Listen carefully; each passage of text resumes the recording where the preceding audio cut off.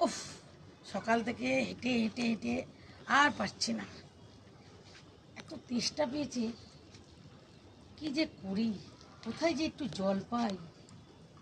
ও মশাই, আরে ও মশাই, হ্যাঁ বলুন। আচ্ছা বলতে পারবেন একটু জল পাই কোথা থেকে? জলপাই? জলপাই তো এখন পাবেন না, ওটা তো সিজনে হয়। আরে মশাই, আমি ওই জল পাইয়ের কথা বলছি না। আমার বড্ড তেষ্টা পেয়েছে, তাই আমি জল খাবো তাই বলছি। জল খাবেন তো বাড়িতে যান। বাড়ি আমার অনেক দূরে, সে এখন ট্রেন ধরতে হবে, তারপরে আবার টোটো ধরতে হবে, তারপরে বাড়ি। জল যে কোথায় পাই, একটা কল রাস্তায় নেই।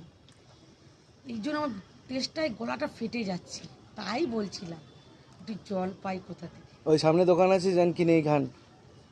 আমার কাছে তো পয়সা নেই। তাহলে মাটি খুঁড়ুন, জল চলে আসবে।